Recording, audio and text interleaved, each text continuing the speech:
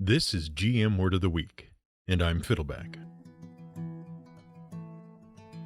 Coin. Here at the Word of the Week, we don't concern ourselves overly much with measuring success. We created this podcast because we love fantasy, we love games, and we love learning random stuff about whatever strikes our fancy.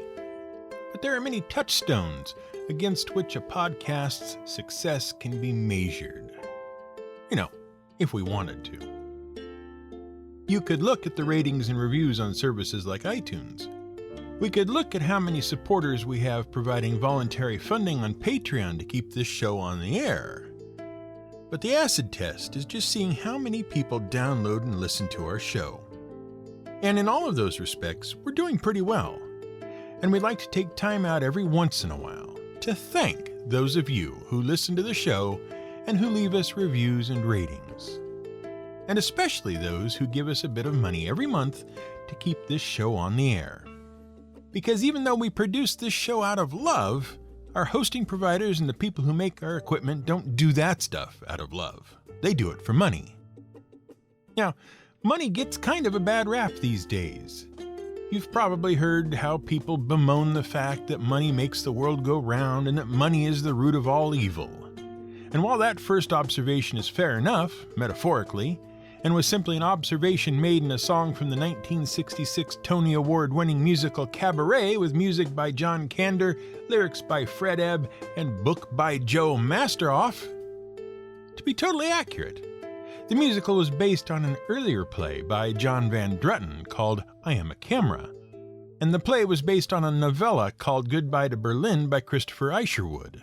All of those versions are set in Berlin in 1931 and tell the story of the relationship between an American writer and a cabaret dancer set against the backdrop of the rise of the Nazi Party in Germany. The line merely observes that whether we like it or not, if you have money, you can pretty much acquire everything. And if you don't have money, everything is out of reach for you. Fair enough. But that other remark, the one about money being the root of all evil, that's actually a misquotation. It comes from the Bible, specifically the first epistle of Paul to Timothy, also known as 1 Timothy. See, the Apostle Paul wrote several letters of advice about good Christian living. Collectively, they are known as the pastoral epistles. 2 were written to his disciple Timothy, an evangelist and a bishop of Ephesus. The third was written to a Christian worker in Crete named Titus. That's neither here nor there. What's important is that in chapter 6, verse 10, he explains that it is not money that is the root of all evil, it is the love of money. Those who don't seek to gain much beyond their means can be content with what they have, but those who desire to become rich and hoard wealth, those people are corrupt. And we agree with that sentiment. Which is why we're saying thank you for your support. Because we are grateful for it, and because we don't do this out of love of money. We do it out of love for the podcast. So why do we bring all of that up? Well, mainly because we needed an introduction that would let us toss around a few important metaphors and connect them to money. Did you catch them? Right there in the first paragraph. We mentioned touchstones and acid tests. And then we started talking about money. Now, you've probably heard of touchstones in exactly the context we used it. It's something you can use to measure something else. It's something you measure quality against. And you've probably heard of acid tests, too, in exactly the way we used it. It's a sort of final test. Again, it's a way to measure quality. But what you may not know is that both of those phrases are actually thousands of years old, and they have to do with money. Very specifically, they have much to do with coins. Coins made of precious metals like gold and silver. And speaking of things that get a bad rap, metals like electrum.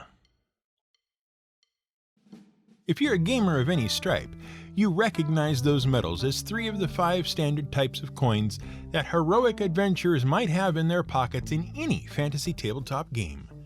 And if you're particularly active in the gaming community and have been around for an edition or 2 of the most popular games, you're probably familiar with the ire that Electrum specifically receives and with its on-again, off-again relationship with Dungeons & Dragons. Maybe you've even argued that the inclusion of a silly alloy of gold and silver as a halfway currency between the two is silly, unnecessary, or unrealistic. Though, if you're a listener to this show, we've already disabused you of that particular argument at least once. And while we're going to have to revisit it briefly today, we're also going to put it in the larger context of the history of money. Because far from being evil, money was pretty much instrumental in allowing civilization to grow and prosper on Earth. So if there was no money, there'd be no role-playing games. And then we'll point out that the real ridiculous thing is that everyone in the D&D universe is running around with any money at all. First, let's talk about money. What is it and why was it invented? Because its invention was really sort of inevitable once we discovered it was easier to grow food than to chase it around the landscape. See, around 10,000 years ago, or maybe more, the various tribes of humans made an interesting discovery. Fighting for everything you needed was kind of a pain. So let's say your tribe has lots of flint in your land. You can make arrowheads and spear points, and so you can hunt the local game pretty readily. But what you don't have access to is a good water source. You notice, of course, that there's a decent lake nearby. But there's a tribe already living on the shore of that lake. They have plenty of water. But they don't have much meat. Now, you could go to war with them, kill them and take their water. But that's dangerous. They're going to manage to kill some of your tribesmen whether you like it or not. That's inevitable. And while you're fighting with the other tribe, you're not hunting for food. And even if you do win, because you have all the good arrowheads and spear tips, you're in danger of some other tribe deciding they want something you have, and now you have twice as much territory to defend. Wouldn't it be easier if you just gave that other tribe some of your arrows and spears and meat, and they gave you some water? Look, this seems obvious today, but you have to understand that in human prehistory that was a pretty big realization, and it changed everything. Because resources weren't evenly distributed around the world, and because skills weren't easily distributed, it was easier and more efficient if everyone exchanged the things they had a lot of for the things they didn't have much of. To a point, of course. And then, when people settled down and stopped moving around and started farming and domesticating animals, that idea, trading stuff, became big. So, we see in places like Mesopotamia that by the 8th century BCE, individuals and groups were exchanging herds of domesticated animals and piles of grain with each other. Today, we call this system the barter system. I have something you want. You have something I want. So we agree to trade those things and both walk away happy. Well, sort of. See, the barter system had some serious limitations. First, it meant that every time you needed, say, a clay pot or a bag of figs, you had to drive a herd of cattle or fill up a bunch of sacks full of grain and carry them to the local market. Second, people's needs varied. I, the fig gatherer or the potter, might not be able to care for a bunch of cattle. I might not need a bunch of grain. I might have plenty. I might need something else, like some metal tools. Third, lots of the goods were perishable or destructible. Figs and grains, for example, spoil eventually, and pretty quickly compared to clay pots and bronze tools. So if I was a fig gatherer, I'd better spend those figs quickly because they wouldn't last forever. In the cities of Uruk and in Mesopotamia, the people there took the first steps towards fixing the barter system. See, grain had become pretty much the standard thing. Everyone needed a steady supply of the stuff. It was a staple. So the Sumerians in Uruk and constructed big communal granaries to store grain. A farmer could bring their grain to the granary and store it there, and the people operating the granary would make a little note of how many sacks full of grain the farmer had given them. They'd give the farmer a bunch of tokens that the farmer could bring back to get his grain back whenever he wanted it. And so could anyone else.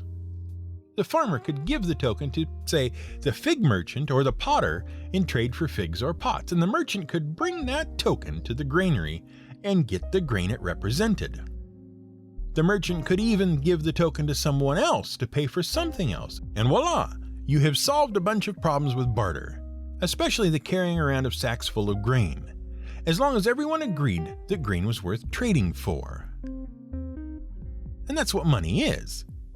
Economists today define money as anything that is generally accepted as payment for goods, services, or the payment of debts. And it serves four basic purposes. First, it's a medium of exchange.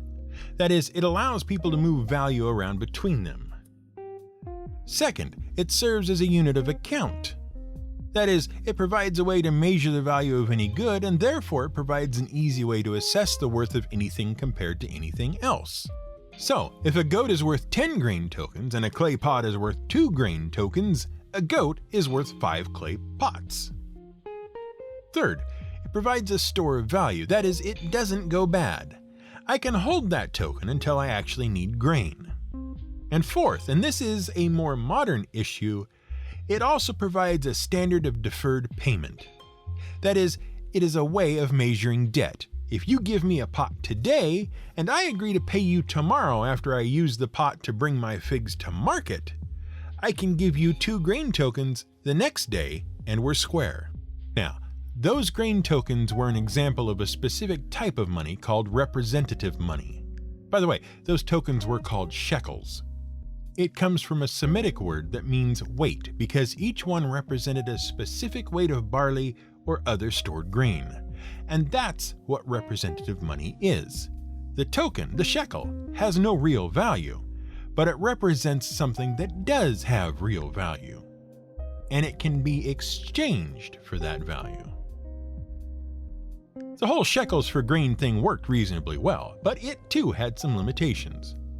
For one thing, it was only valuable if you could actually go down to the granary in Ur and get your grain.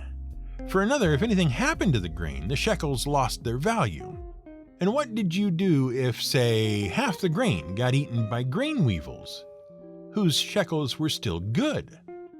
What you needed was some kind of money that was valuable in and of itself, and one that wasn't based on anything that could go bad or get ruined. So let's fast forward to the 7th century BCE and visit the kingdom of Lydia. Now, Lydia had a lot going for it at that time. It was located in Asia Minor between the Black Sea, the Aegean Sea, and the Mediterranean Sea in what we now call Turkey. The land was fertile owing to the Hermus and Cayster rivers. It was located smack dab in between Asia and Europe. Oh, and it had precious metal deposits in abundance, especially a particularly prized metal called white gold, otherwise known as electrum. They also made fine textiles and leather goods. Now the thing is, our knowledge of Lydian history and culture is pretty spotty. They had their own language in the Indo-European family and even had an alphabet, but most of their writings didn't survive to the modern day. So we've never been able to fully decipher the Lydian language. But we do know they were a trade kingdom of surpassing wealth because of their position along pretty much every trade route worth trading along. Depending on which side you were standing on, they were the gateway to Europe or the gateway to Asia. And if they were going to capitalize on the situation, they needed a way to standardize the exchange of goods and services and wealth.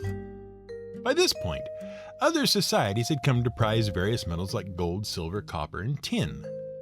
Tin and copper could be used to make bronze, which was important enough, and gold was extremely malleable and highly passive. Malleable means it can easily be worked into lots of different shapes just by hitting it with things. Passive means that it doesn't react with, well, anything really. Gold doesn't tarnish or oxidize. It's pretty much impervious to everything, except hitting it with things. Gold is also really, really pretty. It's bright and shiny and yellow and never loses its sheen. And it's also widely distributed around the world, so eventually most societies on Earth discovered some gold and came to associate its beauty and imperviousness with the divine or with royalty. In places like Egypt and Mesopotamia, precious metals and especially gold were highly sought after, and bars of gold fetched a high price. Now, Lydia was thriving under the Mermnad dynasty. They came to power and unified the region from the city of Sardis around 680 BCE. Specifically, they were unified under their first king Gyges, who has the dubious honor of being the first named tyrant king of anywhere identified in the Greek historical records. Good for him. But it was the last king of Lydia that we're concerned about, Croesus. He reigned from 560 BCE to 546 BCE, and he is credited with having this really neat idea. What if the Lydians took all their white gold out of the ground and made it into little beads or baubles and used that as money?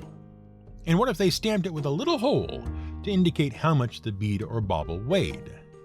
See, the problem with using gold as a currency, especially with trade becoming more sophisticated, is that you need to know exactly how much gold you're trading for.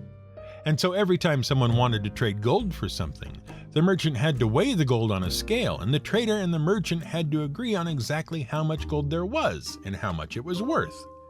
If you think it takes time to run your debit card at the grocery store, or you've gotten frustrated because you're behind some old woman who is trying to pay for their groceries and hasn't gotten the memo that no one uses handwritten checks anymore, imagine if you had to wait for the clerk to weigh every coin you paid with.